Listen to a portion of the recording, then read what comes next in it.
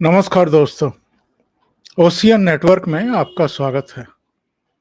पिछले वर्ष जून में शिवसेना दो फाड़ हो गई थी, बल्कि ये कहना ज़्यादा उपयुक्त होगा कि दो तिहाई टूट करके एकनाथ शिंदे के नेतृत्व में भारतीय जनता पार्टी के साथ जा मिले थे और एक तिहाई शिवसेना उद्धव ठाकरे के साथ बची रह गई थी।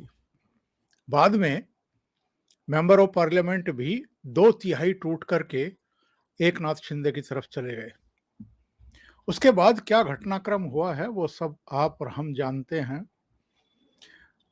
सरकार नई बन गई, उद्धव ठाकरे मुख्यमंत्री पद से हट गए, एमवीए सत्ता से बाहर हो गया और एकनाथ शिंदे जो शिवसेना के बागी थे उनको मुख्यमंत्री बना दिया गया भारतीय जनता पार्टी के सहयोग से। देवेंद्र फडणवीस यानी पूर्व मुख्यमंत्री उनके साथ उप मुख्यमंत्री की भूमिका में आ गए। अब शिवसेना के बाद एनसीपी में लगभग वैसे ही हालात बनते हुए दिखाई दे रहे हैं। जरा याद करिए, शिवसेना अगर टूटी तो उसकी वजह कौन से चेहरे बने थे? बहुत सारे लोग कह सकते हैं कि एकनाथ शिंदे, उनके गुट के दूसरे लोग, लेकिन जब भी कोई संगठन, जब भी कोई संस्था इस तरीके से अंदरूनी झगड़ों की शिकार होकर के बढ़ती हैं, टूटती हैं, तो उसके लिए उस समय जो उस संगठन, उस संस्था या उस पार्टी का नेतृत्व कर रहा होता है, उसकी बड़ी जिम्मेदारी बनती है। और विशेषकर पॉलिटिकल पार्टियों में तो ये होता ही है कि जो भी अध्यक्ष है, जो भी सर्वे सर्वा है, वो सबको साथ लेकर के चले। जहां जहां जिन जिन राज्यों में, जिन जिन पार्टियों में झगड़े शुरू हुए और जो टॉप पर बैठे हुए लोग थे वो निष्पक्ष नहीं रह सके या निष्क्रिय रहे या अहंकार में चूर होकर के बैठे रहे कि मुझे क्या जरूरत है, जिसको रहना हो रहो, जिसको जाना हो जाओ। उन पार्टियों का जो हश्र है, जो हाल है, वो बहुत बुरा हुआ है। शीर्ष अगर नेतृत्व समझदार है, सबके बीच संतुलन साध करके चल रहा है, सबसे मिलजुल रहा है, तो संगठन या पार्टियां चलती रहती हैं, टूटने की नौबत नहीं आती है। शिवसेना में दो चेहरे ऐसे थे जिनकी वजह से ये माना जाता है कि बाला साहब ठाकरे के द्वारा स्थापित की गई शिवसेना न केवल उद्धव ठाकरे के हाथों से निकल गई, बल्कि पार्टी का सिंबल भी चला गया, उनकी अपनी सरकार भी चली गई, एमवीए भी सत्ता से बाहर हो गया। और ये दो चेहरे थे, एक तो खुद उद्धव ठाकरे, उनके साथ उनके बेटे आदित्य ठाकरे को भी क्लब कर लेते हैं, और दूसरा चेहरा संजय राउत। संजय राउत के आप अक्टूबर नवंबर 2019 से लेकर के और जून 2022 तक के सारे बयान उठा करके देखिए।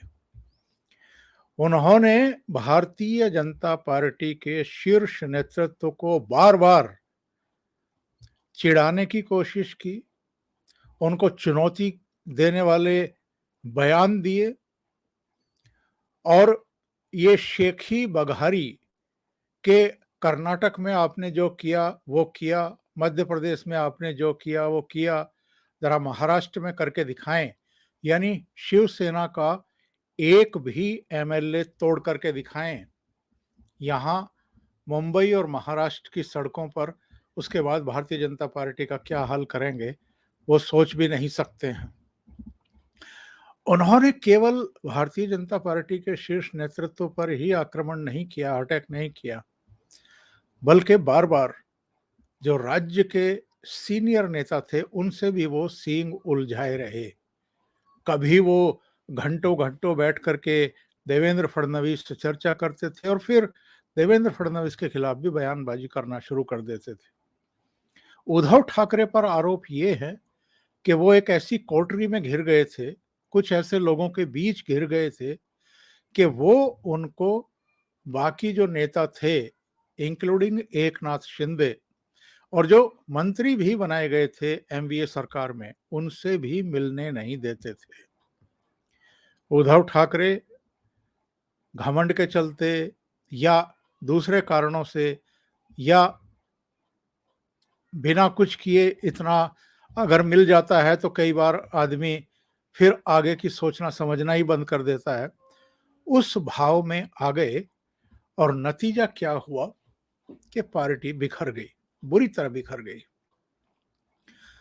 वही संजय राउत जो शिवसेना के बिखराव का मुख्य कारक माने जाते हैं, और उस समय का भी जरा याद कर लीजिए, जब जून में ये पार्टी टूटनी शुरू हुई, जब विद्रोही विधायक मुंबई से सूरत पहुंचे, सूरत से चार्टर्ड प्लेन में गुवाहाटी पहुंचे और उसके बाद वहां होटल में रहे जब तक कि एमवीए सरकार का पतन सुनिश्चित नहीं हो गया। फिर गोवा के जरिए वो मुंबई पहुंचे। वही संजय राउत अब उद्धव ठाकरे की सेना को, शिवसेना को एक तरीके से मिट्टी में मिलाने के बाद एनसीपी के घर में घुस गए हैं और एनसीपी के लिए भी वो भस्मासुर की भूमिका में दिखाई दे रहे हैं। चाचा और भतीजे में यानी शरद पवार और अजित पवार में जो अघोषित युद्ध है वो तो काफी समय से चल रहा है। झगड़े, मतभेद काफी समय से चल रहे हैं और ये सब जानते हैं कि शरद पवार अपनी बेटी सुप्रिया सुले को मेन कमान सौंपना चाहते हैं पार्टी की, यानी अपने बाद जो विरासत है वो अपनी बेटी को सौंपना चाहते हैं, ना कि अजित पवार को, भतीजे को। और अजित पवार बहुत समय से इस चीज की इंतजार कर रहे हैं कि कब चाचा का आशीर्वाद उनको मिले।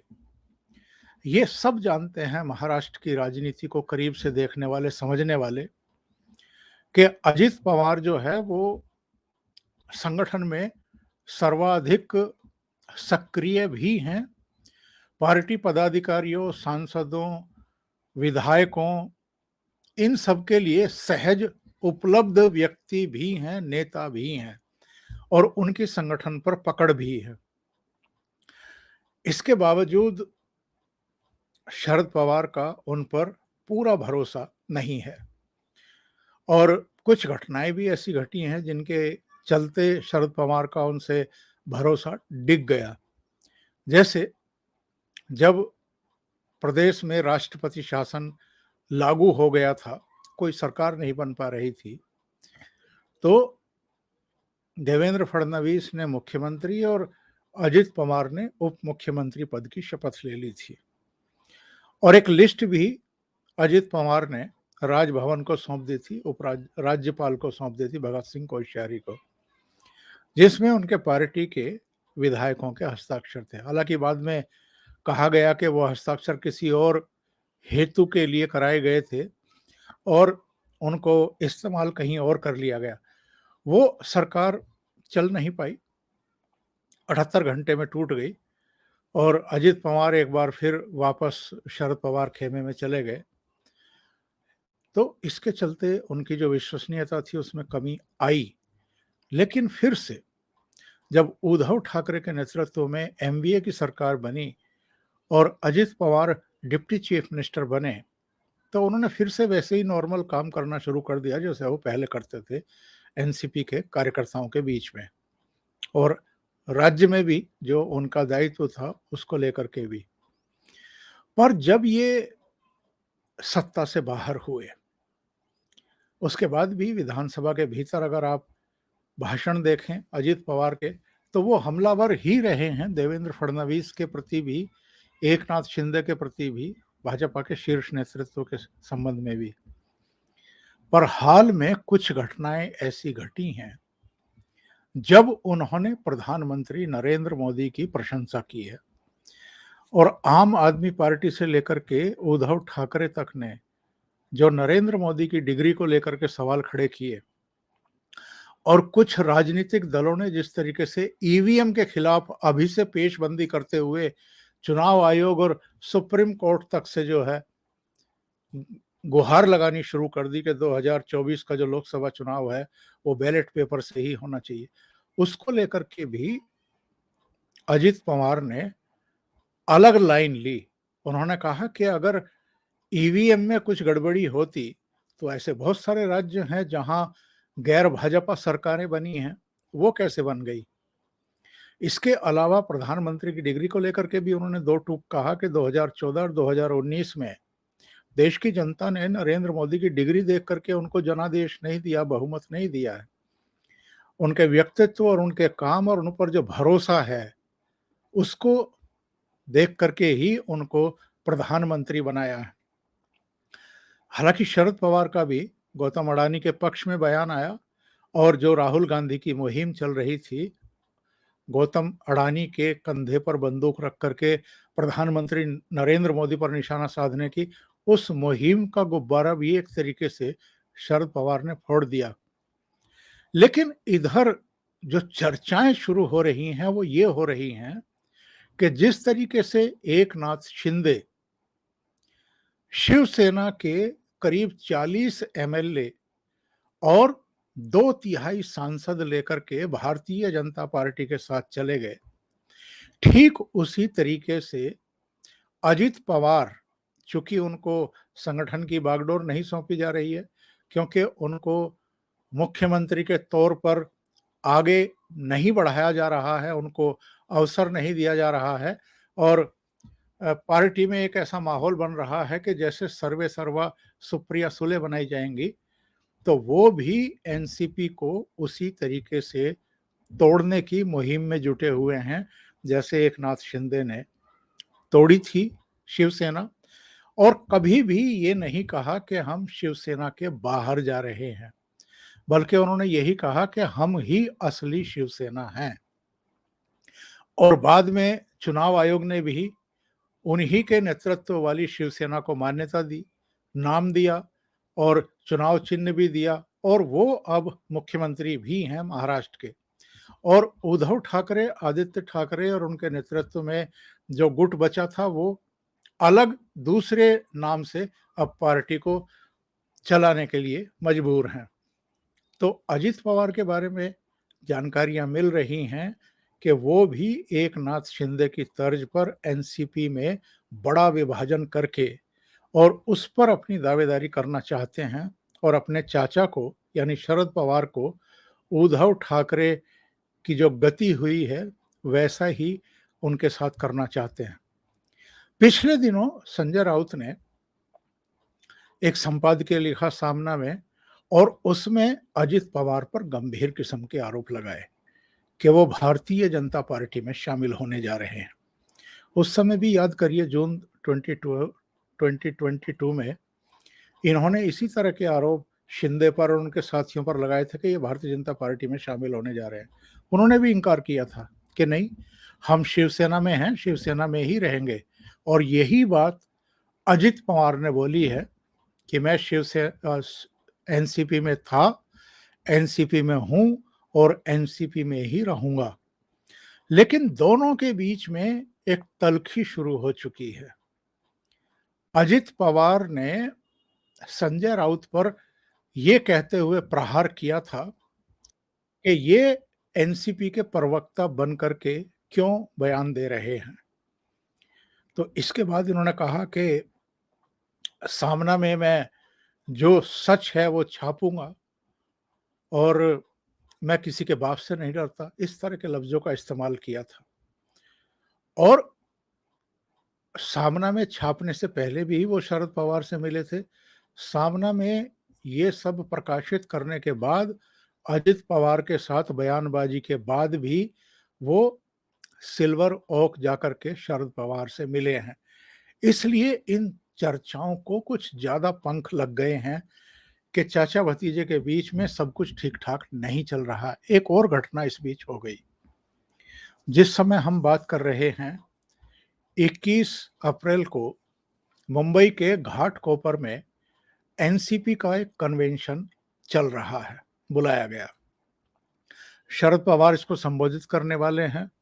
इसके अलावा जो प्रदेश अध्यक्ष हैं जयंत पाटिल, जो सांसद हैं प्रफुल्ल पटेल, जो छगन भुजबल हैं, अनिल देशमुख हैं, अदिति तटकरे हैं, ये सब शामिल हो रहे हैं, लेकिन अजित पवार इसमें शामिल नहीं हो रहे हैं और इसको लेकर के तमाम तरह की चर्चाएं शुरू हो गई हैं। हालांकि जब ये चर्चाएं चल निकली तो उसके बाद बताया गया कि उनका पहले से ही पुणे में जो पिंपरी चिंचवड़ है वहां पर कार्यक्रम लगा हुआ था, वो उस कार्यक्रम में शामिल हो रहे हैं, इसलिए घाटकोपर वाले कन्वेंशन में वो शामिल नहीं हो रहे हैं। लेकिन चर्चाएं तो चल निकली हैं कि बाकी के सारे नेता उसमें आमंत्रित किए गए हैं घाटकोपर के कन्वेंशन में, जिसमें स्थानीय निकाय चुनाव, इसके अलावा संगठन को और कैसे सक्रिय किया जाए, कैसे मजबूत किया जाए, महंगाई है, बेरोजगारी है, कानून व्यवस्था है, तमाम दूसरे मुद्दे हैं, उन पर आगे की रणनीति तय की जा रही है और अजित पवार यहाँ नहीं हैं। हालांकि अजित पवार ने जो अभी अप्रैल में ही इफ्तार पार्टी की थी, उसमें शरद पवार भी पहुंचे थे। शरद पवार ने भी हाल में पुणे में ये कहा है कि ये जो खबरें चल रही हैं, इनमें कोई दम नहीं है, सब एकजुट हैं। लेकिन ये जो संजय राउत एक भूमिका निभा रहे हैं, शिवसेना को अगर शिवसेना अगर टूटी तो उसमें भी संजय राउत की अहम भूमिका रही, और अगर अब एनसीपी बिखरी टूटी, वैसा ही हाल हुआ, तो इसमें भी कहीं ना कहीं संजय राउत की भूमिका रहने वाली है, उनकी बयानबाजियों की भूमिका रहने वाली है। हालांकि इसका आधार बहुत पहले से बना हुआ है, तो कहीं ऐसा तो नहीं है कि शिवसेना की तरह एनसीपी के लिए भी संजय राउत भस्मासुर की भूमिका में आने वाले हैं। अभी के लिए इतना ही। बहुत बहुत धन्यवाद। अगर आपको ये चैनल और इसके कंटेंट पसंद आ रहे हैं तो लाइक करें, कमेंट करें, वीडियो को शेयर भी करें। अभी तक अगर आपने ये चैनल सब्सक्राइब नहीं किया है तो सब्सक्राइब कर लें और साथ में लगे बेल आइकॉन को दबा दें, ताकि आगे आने वाले वीडियो और उनके नोटिफिकेशन आप तक पहुंचते रहें। बहुत बहुत धन्यवाद। नमस्कार।